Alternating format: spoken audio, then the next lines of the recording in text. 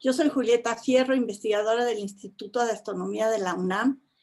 Ahí está mi correo, que es fácil, julieta@astro.unam.mx. Lo voy a repetir. Al fin, ahí está la coordinadora de enlace, que lo va a copiar y se los va a poder dar a todos los que lo necesiten. Entonces, es julieta@astro.unam.mx.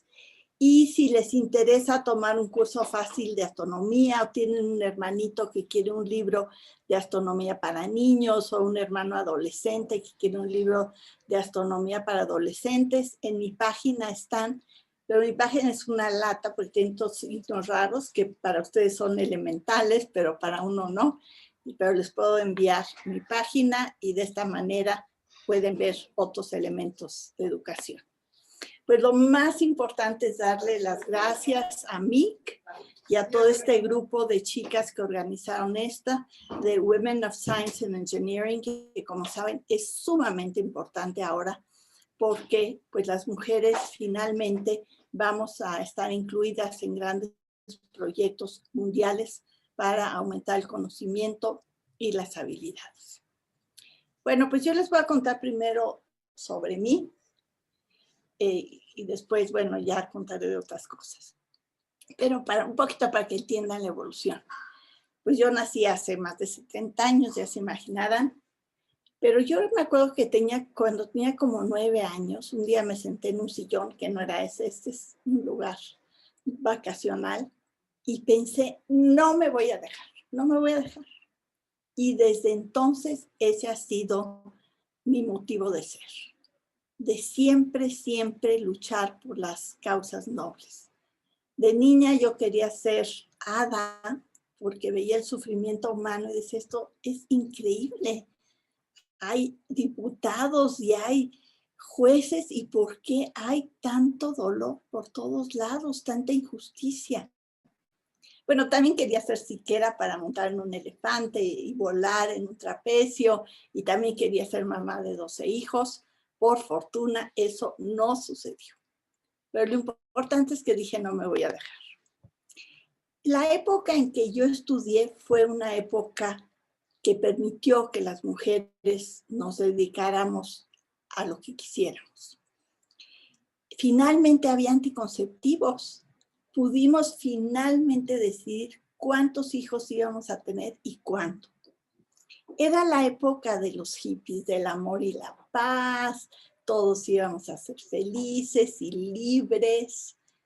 Era la época del comunismo y se pensaba que sí iba a funcionar, que todos íbamos a tener oportunidades, todos íbamos a tener un ingreso mínimo, derecho a la salud, a la educación, a tener un hogar, a los servicios básicos y nos íbamos a poder desarrollar a plenitud y tener un trabajo bien pagado, garantizado. Como saben, no se cumplieron estas utopías como cualquier utopía que inventa el ser humano, que cree que con un toque de magia vamos a resolver la problemática. Pero bueno, mi generación vivimos con esa ilusión de que el comunismo iba a funcionar. Y también en México hubo una revolución. Bueno, fue un movimiento estudiantil del 68 que existió en muchos lugares del mundo por diferentes causas.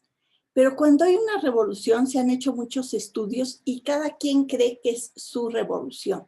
Muchas personas no entienden cuáles son los problemas políticos de las revoluciones, pero en mi caso y de muchas mujeres de mi generación era el derecho a estudiar.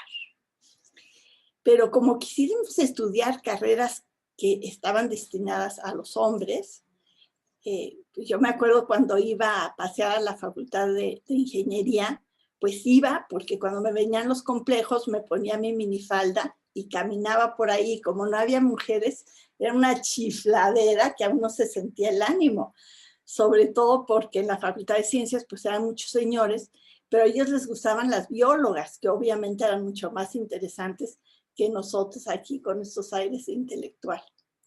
Así es que, estudiamos, pero queríamos demostrar ser las mejores, recibir todos los reconocimientos, que nos invitaran a todo el mundo a dar conferencias, a los congresos, en fin. Y fíjense lo que pasó, la desgracia que pasó a raíz de mi generación. Más mujeres se incorporaron a la fuerza de trabajo. Y entonces los salarios bajaron. Y las mujeres jóvenes se quedaron con la idea nefasta de que tenían que ser las mejores. Y pensaron que eso se aplicaba a todos los ámbitos, que tenían que ser perfectas amas de casa, como le enseñaron a mi generación. Teníamos que saber tejer, bordar, tener la casa impecable, cocinar. Y las mujeres también pensaron que tenían que seguir demostrando que eran las mejores en el trabajo y aparte saber hacer trencitas e ir al gimnasio. Así es que las mujeres modernas están agotadas siempre, siempre. Y bueno, mi mensaje es que fíjense que la novedad es que ya no tienen que probar nada. Ya las mujeres hemos demostrado que podemos ser buenas en cualquier campo del conocimiento. Si no vean los premios Nobel de medicina recientes, 2 mujeres se sacaron el premio Nobel en unas técnicas de ingeniería genómica. Es decir, ya las mujeres hemos comprobado.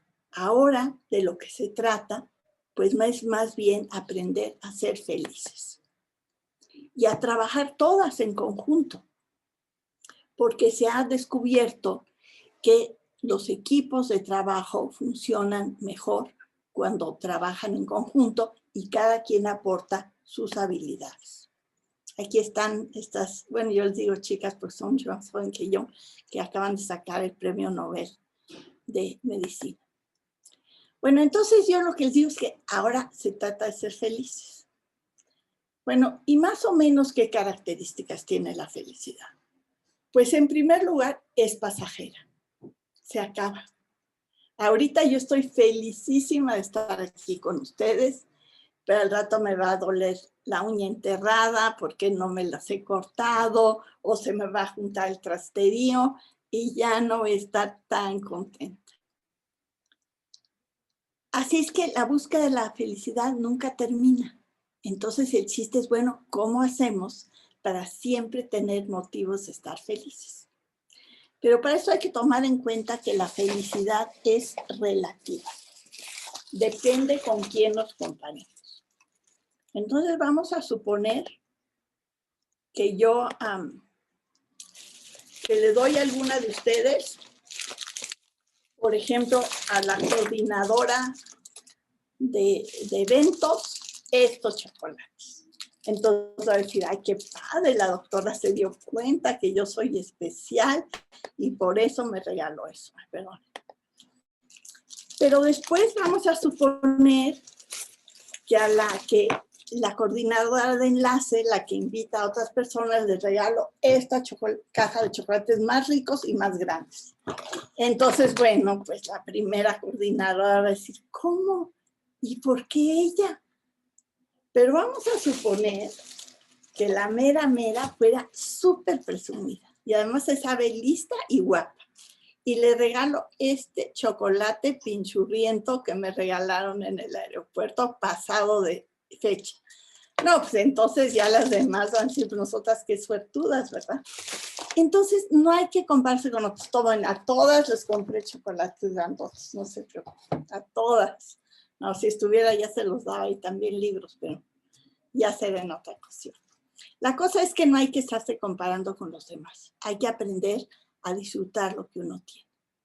Ahora, ¿qué más produce felicidad? Pues el prestigio. Ustedes que lograron organizar este evento, de ser parte de MIC, claro que se sienten importantes. Y yo más porque me invitaron. ¿Qué más produce felicidad? La familia. Bueno, yo sé que ahorita hay más tensiones familiares por el confinamiento, pero bueno, ya para el año que entra, poco a poco vamos a recuperar nuestra libertad y las familias van a volver a ser eso que son familias nutrientes, que siempre están ahí para nosotros, que nos protegen, que nos enseñan. Pero algo que sí podemos tener para ser felices son los amigos. Ustedes que se reúnen, aunque sea a distancia, ya sé que preferirían irse a a una pachanga y estar en el chisme y arreglarse para ver al galán, pero los amigos producen felicidad y están ahí siempre también. Pero fíjense que también el altruismo produce felicidad y por eso Mick les va a dar mucha felicidad porque ustedes van a regalar conocimiento, experiencia, amistad, solidaridad y por eso el altruismo también produce felicidad. Pero fíjense que el trabajo también. Yo estoy segura que ustedes se levantaron más temprano, hoy se arreglaron todas, estoy viendo que se peinaron, decidieron el vestuario, el fondo, en fin, y trabajaron mucho para conseguirme, diseñaron el cartel, etcétera. Así es que el trabajo también produce felicidad. Pero sobre todo el trabajo que implica retos, es decir, ciertas dificultades. Por ejemplo, cuando a mí me invitaron, dije, no puedo, estoy muy ocupada. No, otro día, ese horario no me queda bien. Pero esa lucha que tuvieron que hacer para tenerme aquí, miren qué felicidad les dio, lo lograron. Para darles una idea de qué es esto de los retos, yo soy la peor cocinera del mundo. A mí me dicen que haga ese guiso y digo, no, ni hablar. No, yo no sé guisar. Y si no me lo creen, mis dos nueras son chefs. Así es que imagínense la desgracia que la transitaron mis hijos tantos años de tener esta mamá nula. Entonces vamos a suponer que yo digo, voy a hacerme este reto y voy a hacer este pastel. No, pues fatal. Mi horno nunca se ha encendido en toda la historia de la humanidad. Es nuevo y sigue así. Así es que eso imposible. Yo diría, no, de entrada, bueno, cero. No sé, es como si ustedes hicieran un equipo de fútbol femenil y decidieran jugar un partido contra la selección nacional. Pues tal vez dirían, no, pues no vamos a ganar, no, ¿para qué entrenar? Pero ¿qué tal si me dicen, haz una quesadilla? Bueno, si fuera de tortilla de harina no podría, pero las de maíz a veces me salen. Así es que tampoco es el hiper reto. Es como si este equipo de fútbol que ustedes hacen, pues es jugar contra unas niñitas de 4 años. Pues tampoco sería el gran reto. Digo, sería divertido y todo, pero no sería un gran reto. Pero ¿qué tal si alguna de ustedes me manda una receta, por Amazon me llegan los ingredientes y me ayudan paso a paso a hacer ese guisado? Pues ¿qué tal si lo logro? Imagínense la felicidad de poderme comer algo que yo hice, aunque hubiera estado toda la mañana picando los ingredientes. Pues sí, es como si ustedes deciden, si tuvieran este equipo de fútbol, jugar contra un equipo superior al de ustedes, pero no tan superior. Entonces se prendería el partido, sus familiares y novios y amigos estarían aplaudiendo, el tiempo se les pasaría rapidísimo, entrenarían con gusto. Es decir, asumir retos que impliquen trabajo y que sean difíciles produce felicidad. Y por eso esa es la fuente inacabable de felicidad, buscar retos. Aunque no lo creen, yo ahora estoy tratando de aprender a tocar el piano. Soy malísima, pobres de mis vecinos. Pero ese esfuerzo, si bien se me pasa el tiempo rapidísimo y me ha ayudado a sobreponer la pandemia, porque no es fácil estar encerrado todo el tiempo. Así es que hay que asumir retos en la vida. Y ustedes, obviamente, teniendo a mí, tienen una gran oportunidad de hacer esto. Ahora, ¿por qué dedicarnos a estas disciplinas? Pues ahora está de moda lo natural, lo verde, lo ecológico. Todo tiene que ser sano, verde, natural. Bueno, ¿qué tal si en ese momento de veras nos hiciéramos naturales? Regresáramos a nuestra intimidad más importante. Pues seríamos cazadoras recolectoras.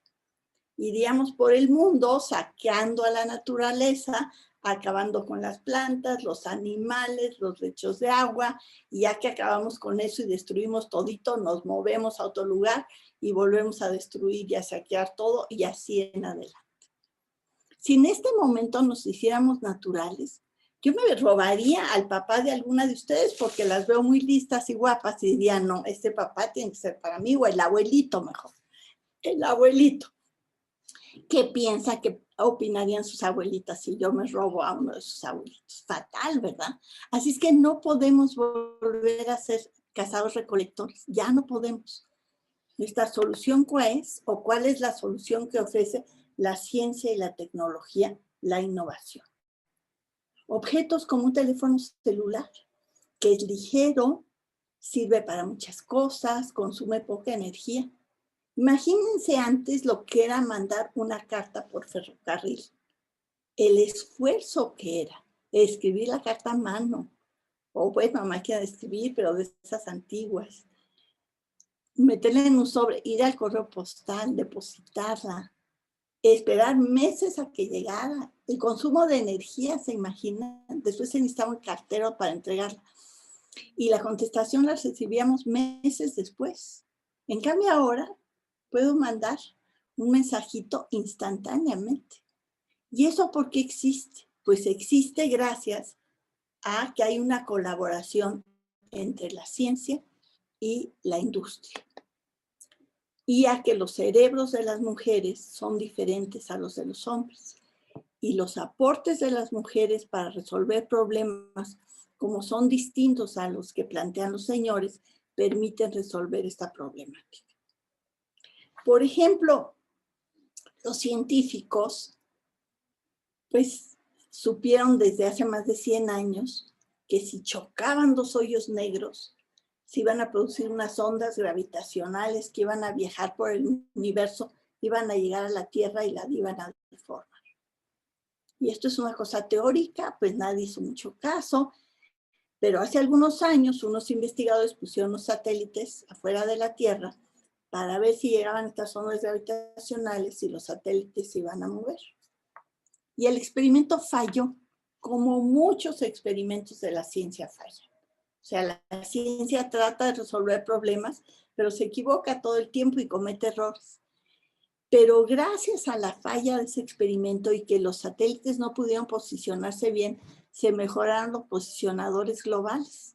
Y ahora tenemos Waze, que es una maravilla. Puedes saber si nos movimos o no y si nos dedicamos a propagar el virus o no. Así es que detrás de la innovación está la ciencia básica. Y la única manera de que la ciencia básica se transforme en innovación, pues es crear tecnología, que son cosas que saben hacer ustedes, y de ahí tener buenos vínculos con la industria para poder tener productos de innovación. Y los científicos estamos convencidos que solo mediante la innovación podemos salvar al planeta. Porque la otra opción es tener pocos hijitos. Pero como el chaca chaca nos fascina, eso está muy difícil. ¿Para qué hacen los científicos? ¿Qué los mueve? ¿Qué nos da? ¿Qué nos hace trabajar todos los días con tanto entusiasmo? Pues el placer que da y la curiosidad. Es decir, avanzar ideas nuevas. Por ejemplo, en México hay un nuevo telescopio robotizado para descubrir planetas extrasolares, es decir, mundos que dan vueltas alrededor de otras estrellas.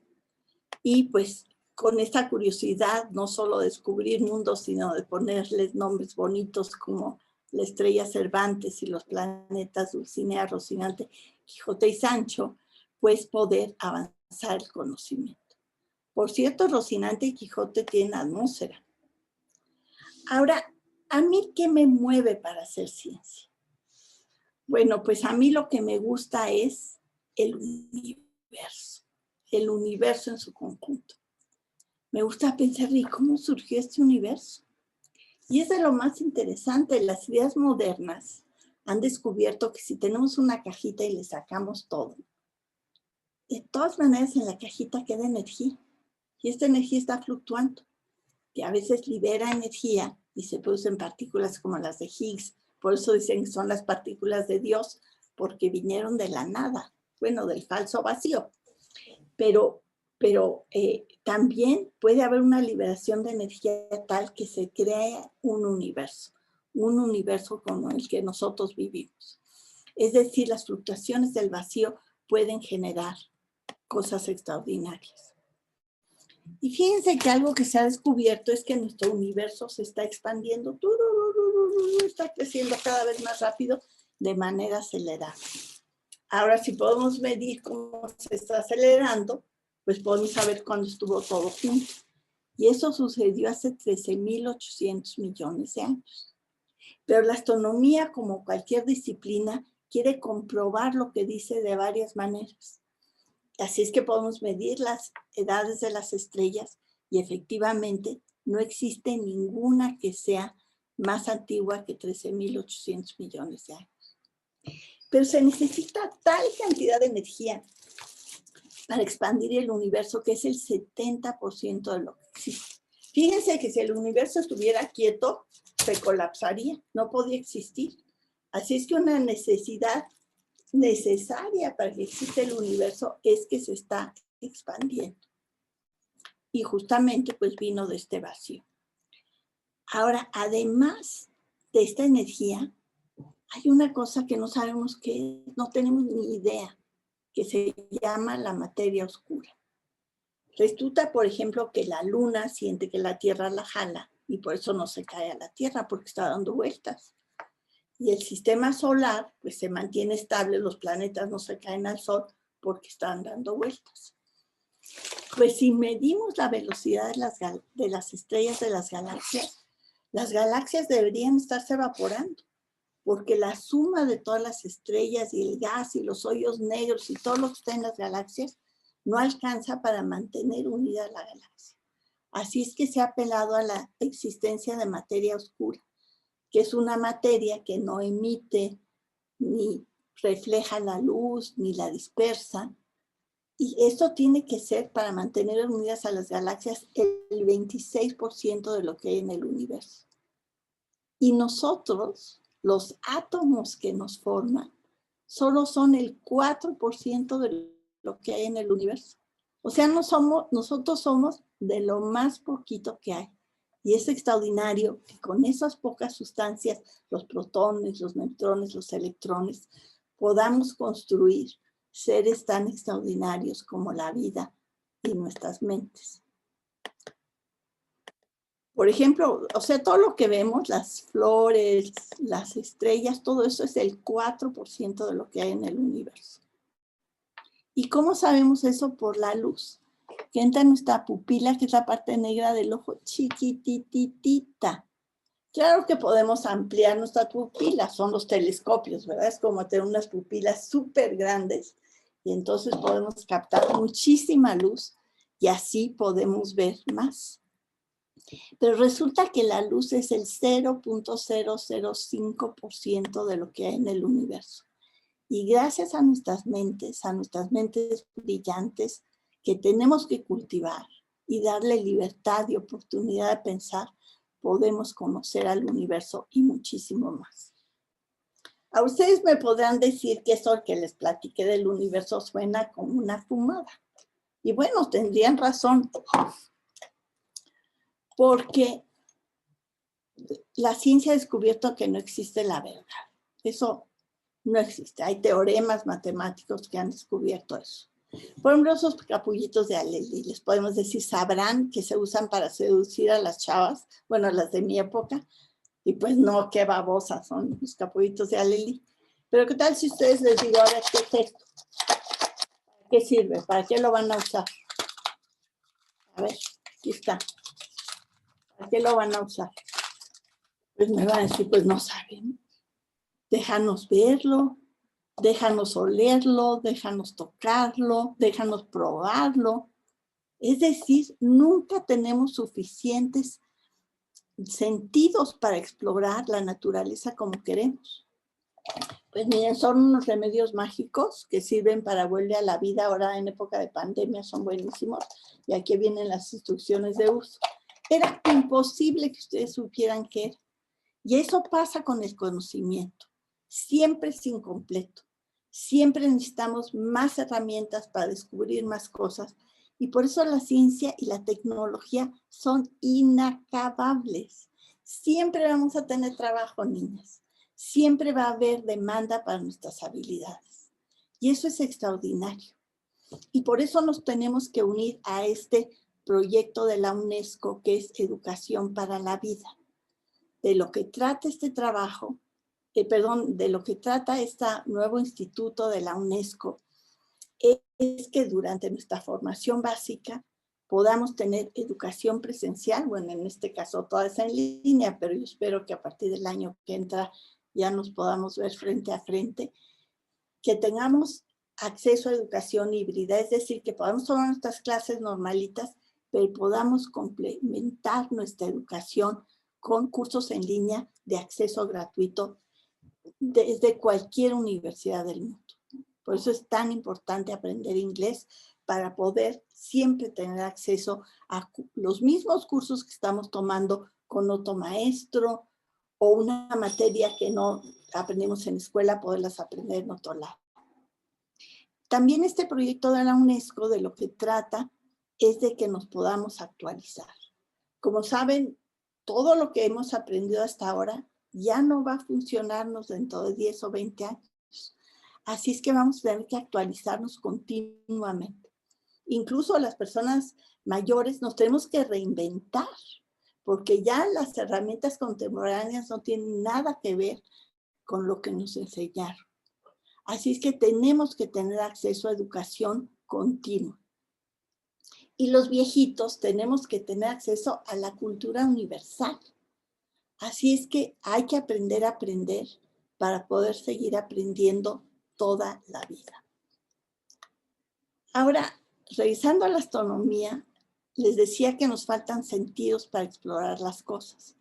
Pues a la astronomía, la ciencia le acaba de hacer un regalazo. Como ustedes imaginarán, no es igual ver a ese perro que olerlo, o que tocarlo, o que escucharlo. Cada sentido nos da información diferente. Pues justamente los astrónomos acaban de comenzar a usar las ondas gravitacionales. Estas que les digo que se producen cuando dos objetos colisionan.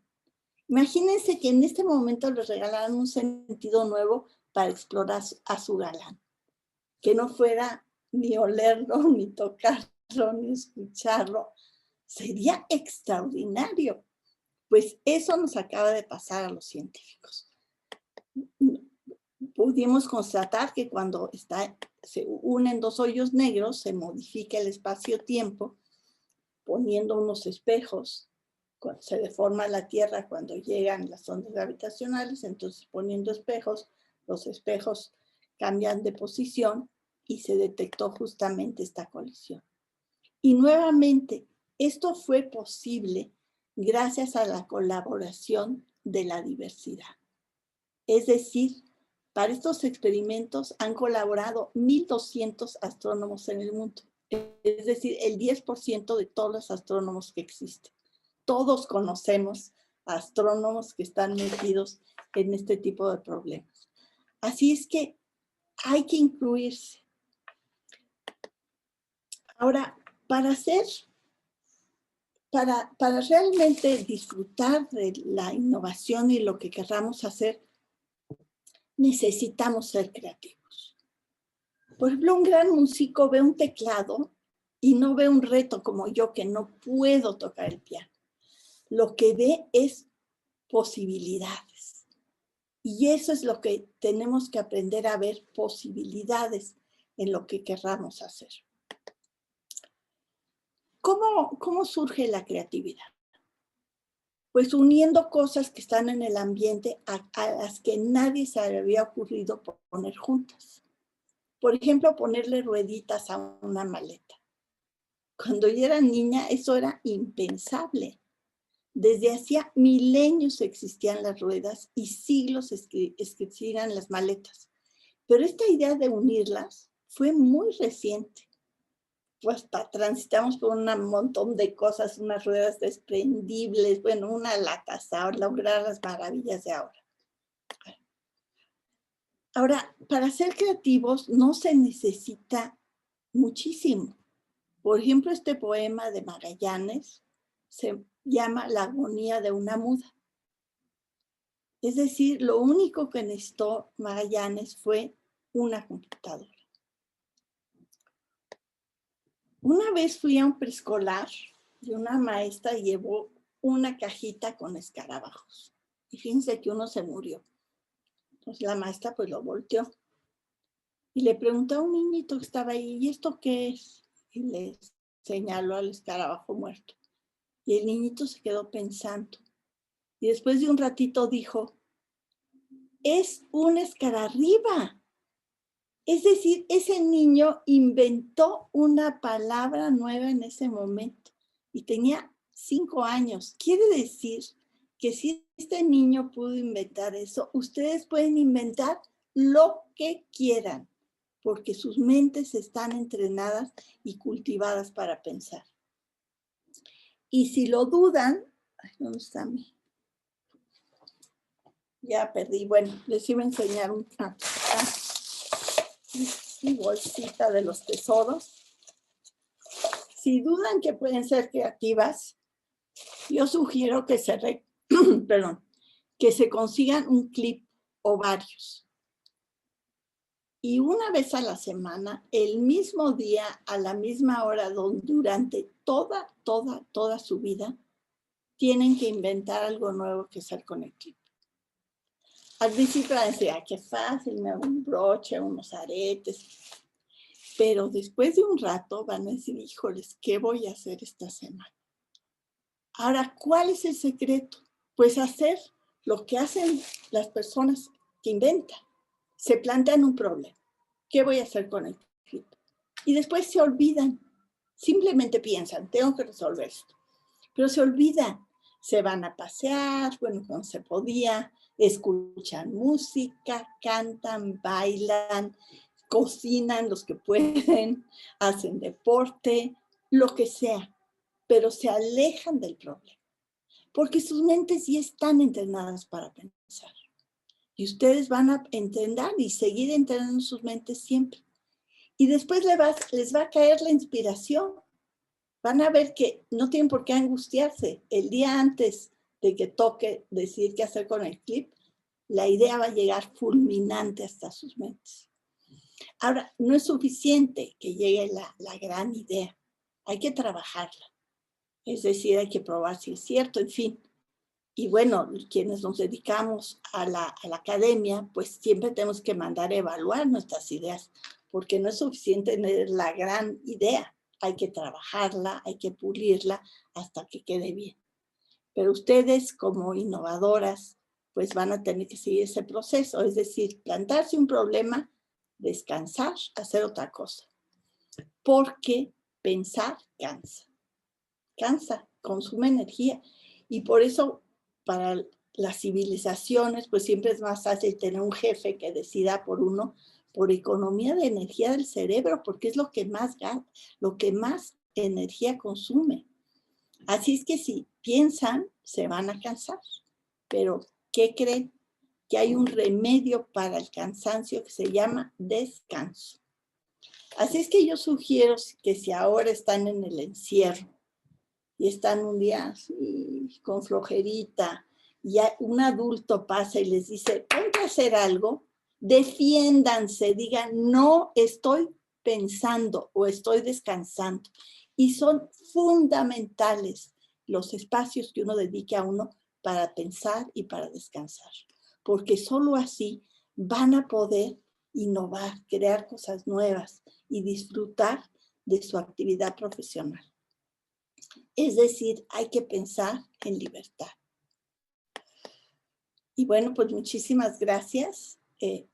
Aquí termino yo y ahora no sé si ustedes quieren hacer preguntas. Doctora, muchas gracias por compartirnos su conocimiento y esta forma de ver el mundo y el universo tan interesante, impresionante, inspiradora. De verdad que es un claro ejemplo de que los límites nos los ponemos nosotros y nadie más. Y que la ciencia debe de estar al alcance de todos y todas. Y pues el trabajo que usted hace por hacer esto posible, de verdad que es de aplaudirse y muy admirable. Y bueno, cada uno de sus mensajes y consejos son infinitamente valiosos, así que muchísimas gracias. Y bueno, hay tanto que nos gustaría saber y ojalá esta plática fuera de horas y horas y pudiéramos estar platicando más, pero pues el tiempo es limitado. Entonces, habíamos preparado algunas preguntas por parte del grupo WISE. No sé si le parece que comencemos con la primera. Claro que sí, a mí muchas gracias. Claro que sí.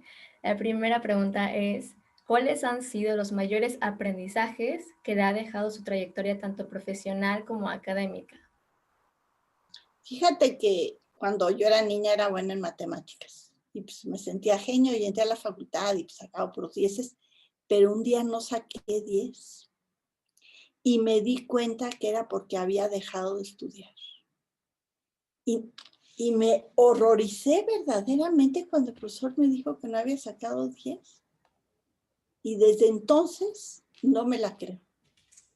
Sé que tengo que estudiar y que no sé nada y que soy ignorante. Ese ha sido el gran aprendizaje que tuve en la vida. Y me costó un sufrimiento inmenso. Se me bajaron los humos en ese momento, me vino la inseguridad rampante, ya te imaginarás. Pero desde entonces he aprendido que no sé.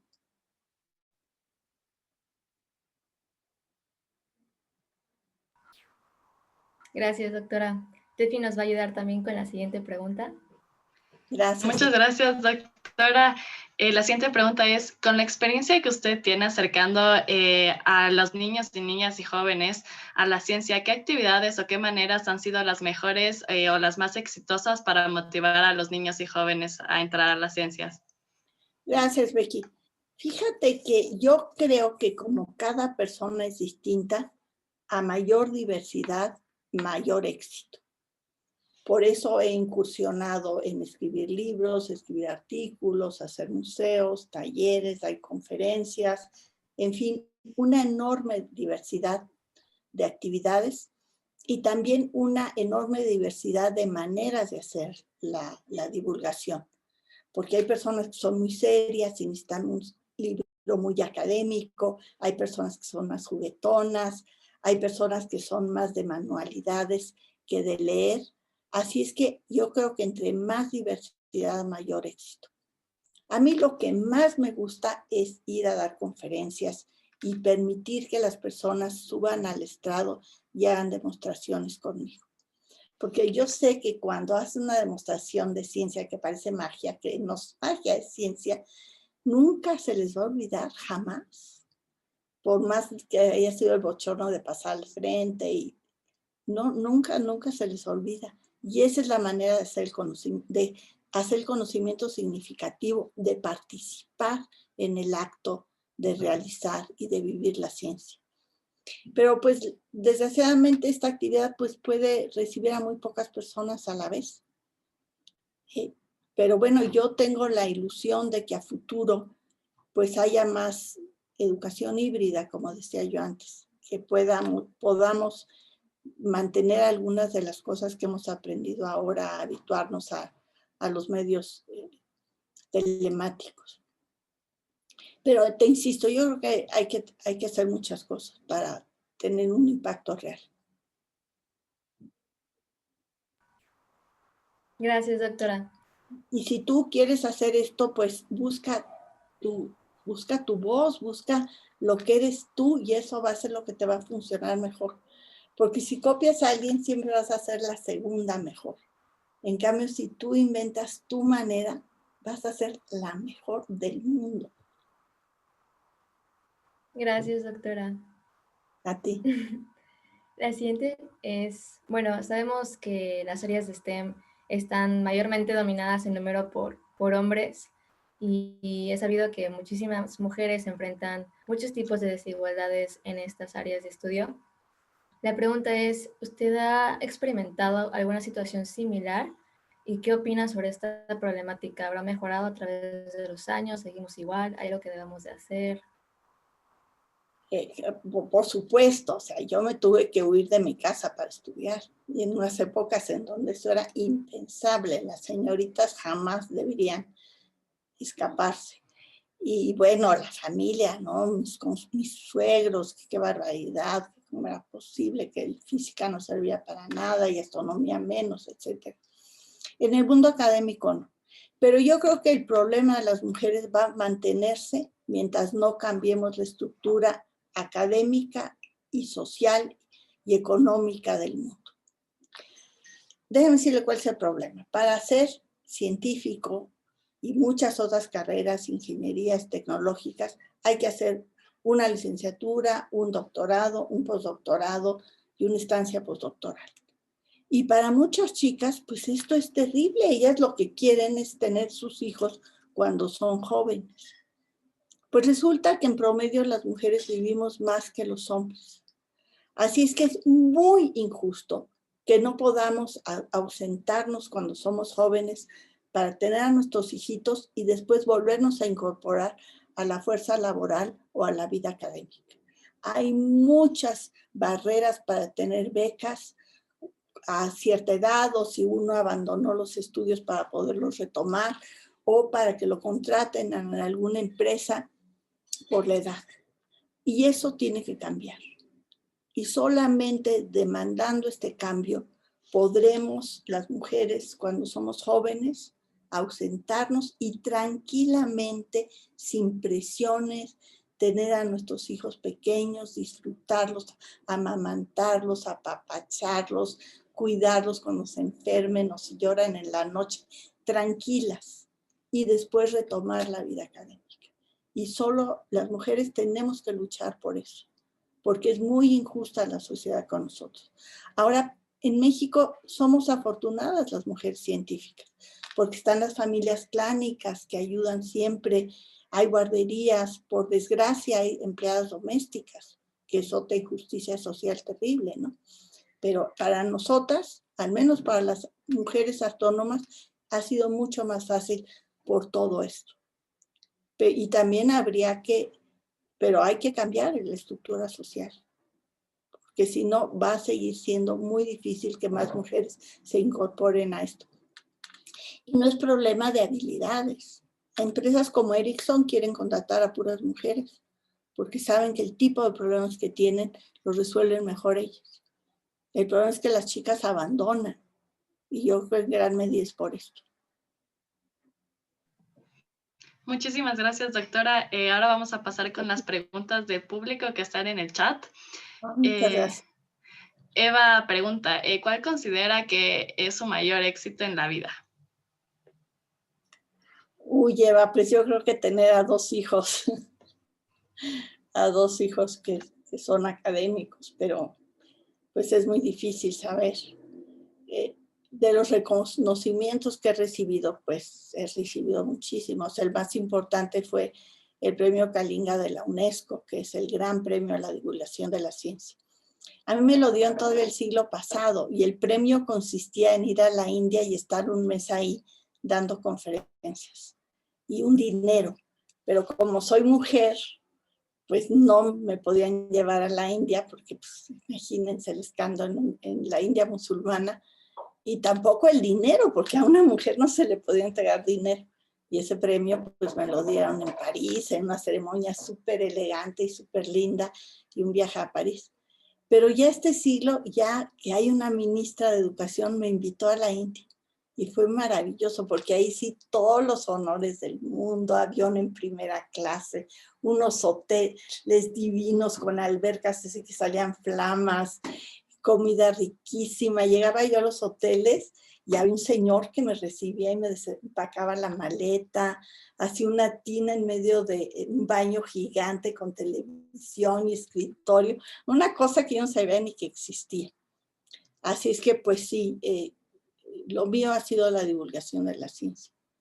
Hacer museos me encanta. Ahora que se cayó la antena esta de Puerto Rico, que colaboré en hacer ese museo, no saben cómo me ha dolido el alma de ver que eso se cayó. En fin, pues la vida sumada de uno. Con los años se junta también el trabajo y parece que uno hizo muchísimo, pero pues uno hace poquitas cosas cada día y se van sumando. Gracias, doctora.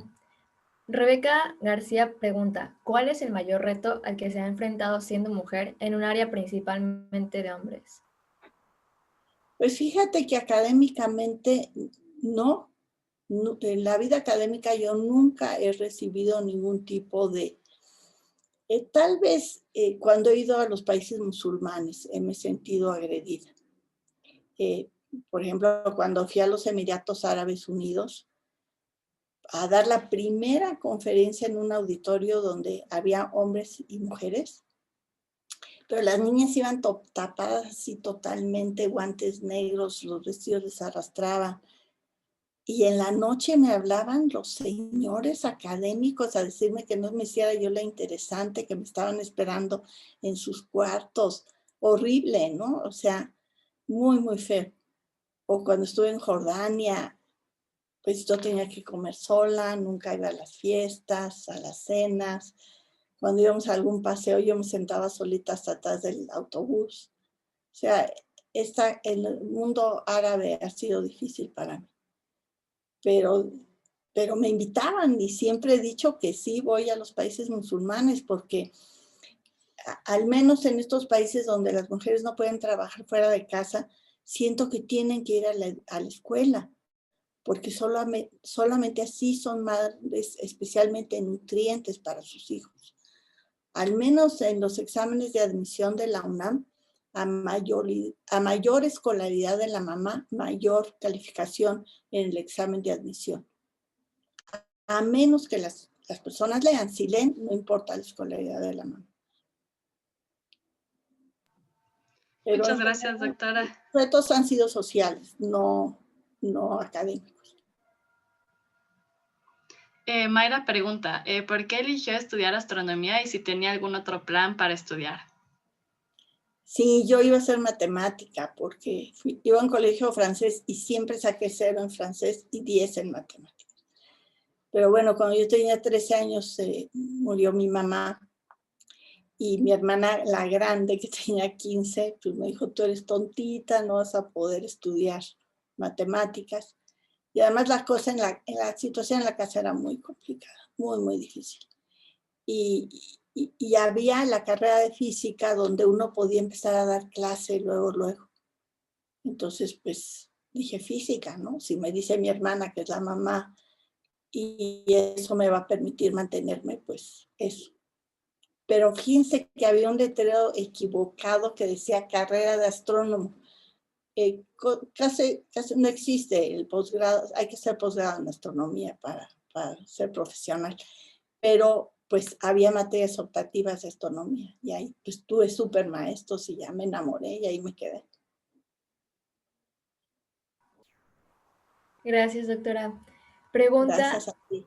Pregunta Mildred, ¿es normal a veces sentirse insuficiente para la carrera que elegimos y qué podemos hacer para no renunciar? Mildred, totalmente. En la cultura nos educan a las mujeres a ser inseguras, sumisas, que no valemos. Digo, tú ves las religiones, ahí dice que es bueno sufrir y las mujeres son inferiores. Sí, entonces sí se siente uno siempre así. A ver, las carreras nuevas son multidisciplinarias. El gran ejemplo es la medicina. Tú puedes estudiar medicina y dedicarte a administración de hospitales, a políticas públicas, a construcción de hospitales o la enorme variedad de especialidades o de instrumental médico. Es decir, terminas la carrera y se te vuelve a abrir el panorama. Lo mismo sucede en todas las disciplinas. Así es que yo lo que te sugiero es que construyas la carrera que tú quieras, que tomes las materias optativas que a ti se te antoje. Y si se te dificulta una materia, la que sea, que te vayas a revisar el ciclo anterior. Mira, a los niños de primaria les cuesta trabajo la primaria, pero ya que terminan la secundaria, la primaria la entienden. Y cuando terminas la prepa, entiendes la secundaria. Y cuando terminas la licenciatura, la prepa. Y cuando terminas el doctorado, entiendes la licenciatura. Así es que yo lo que te sugiero es que si tienes dificultad con cualquier materia, a todos nos pasa, te regreses al ciclo anterior y leas el ciclo anterior y vas a ver que vas a descubrir tu laguna y vas a decir, pues era súper fácil. Y ya vas a poder limar tus angustias y seguir adelante. Muchas gracias, doctora. Halcia Ramírez le agradece igual por compartir su conocimiento. Desde niña leyó sus libros y le gustaría saber qué se necesita para enfocarse a estudiar astronomía o astrofísica. Pues para ser astrónomo, bueno, tienes que tener curiosidad, pero eso en la vida siempre es bueno. Y estudiar física primero, porque la astronomía es la física que conocemos en la Tierra aplicada al resto del universo. Y ya que estudias física, pues hay que hacer un posgrado en astrofísica y después una estancia postdoctoral, y luego pues hay trabajos de astrónomo en todo el mundo. Y es bueno salir porque formas parte de grupos, y ahora la moda en astronomía es la minería de datos. Ya hay tantos telescopios tan poderosos en satélites en la Tierra que ya los datos que se obtienen están en la nube. Entonces, lo que los jóvenes están haciendo ahora son formar grupos y hacer minería de datos. Así es que puedes hacer astronomía después en cualquier país, incluido México, pero ya con esta infraestructura de las redes puedes utilizar los grandes instrumentos del mundo.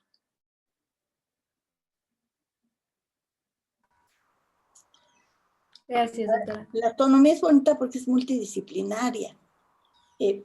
Puedes enfocar la astronomía desde el punto de vista de la historia, cómo las antiguas culturas sabían de astronomía, de la física, de las matemáticas, pero también la biología, la búsqueda de vida extraterrestre,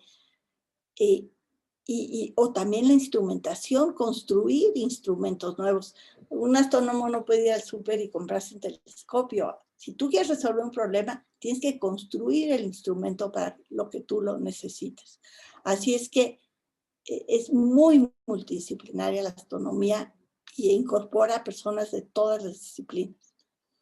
Por ejemplo, la NASA ahorita está contratando talentos de todo el mundo porque se ha unido con la iniciativa privada, y para estas expediciones a la Luna y a Marte necesita de todo. Agrónomos para poder cultivar en esos lugares, arquitectos para construir las habitaciones en esos lugares, especialistas en robots, en cómputo, en inteligencia artificial, en nuevos materiales, diseñadores de moda, médicos espaciales. Así es que oportunidades de trabajar en otros lados son enormes. Y por supuesto ser también astrónomo para saber las condiciones de estos nuevos mundos por explorar. Gracias, doctora. Mariana Morales le agradece mucho por compartir su pasión con nosotros y motivarnos. Gracias. Dice que es un gusto escucharla y también pregunta, me ha gustado que haga esta pregunta porque también es una pregunta que yo le quería hacer. Desde su experiencia, además de los consejos que nos ha dado de trabajar en equipo y de la diversidad para lograr retos, ¿qué otro consejo nos daría a las estudiantes e investigadoras en esta época para tener éxito y sentirnos satisfechas con lo que hacemos? Así su consejo de oro. Mi consejo de oro, pues que no se rindan, que no se rindan, que yo sé que hay piedras en el camino, pero a largo plazo el trabajo de científico o de tecnólogo es tan extraordinario que vale la pena seguir luchando. Además, si nosotras aprendemos a ser felices con lo que hacemos, derramamos felicidad. En cambio, si estamos frustradas porque no lo hicimos, entonces se crean estas cosas de resentimiento y de malos entendidos. Y yo sé que la sociedad criminaliza al egoísmo, pero el egoísmo en el sentido de ser uno feliz y compartir esa felicidad, yo creo que es bueno a la larga. Muchísimas gracias, doctora. Bueno, tenemos una última pregunta porque lamentablemente el tiempo corre. Y José Manuel pregunta, ¿qué consejo daría a los hombres para que en nuestra trinchera podamos contribuir en esta igualdad entre hombres y mujeres? Hay muchas gracias por hacer esa pregunta. Pues colaborar, trabajar en equipo. Yo sé que eso no es fácil, muchas veces en las escuelas no copies, no colabores, pero trabajar en equipo todos juntos.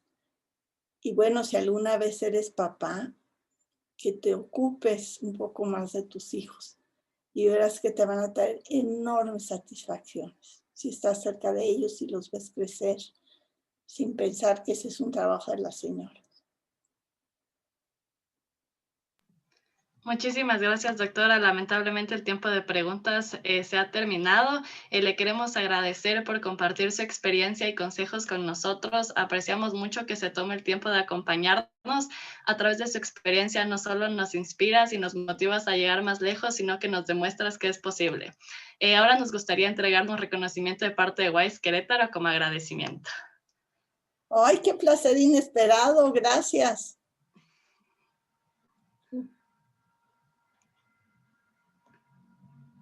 Y se lo haremos llegar igual por mail. Ay, no te preocupes, en este momento le saco una foto. Me voy a sentir hiper presumida con este reconocimiento. Listo. Muchísimas gracias. Fue un gusto estar con ustedes. Que la vida los trate bien. Que cumplan sus sueños. Muchas gracias. Muchas gracias, doctora, por el tiempo, por los consejos, por tanta sabiduría. Creo que aquí habemos muchas mujeres y hombres también que bueno, somos fans y pues que la seguimos de cerca siempre y que es un modelo a seguir. Así es que enhorabuena y muchas gracias por su trabajo que nos inspira a nosotros a seguir trabajando. Muchas gracias por todo. Son una lindura todas. A todas les pongo una galaxia en la frente y también a los señores. Gracias, adiós. Adiós. Adiós.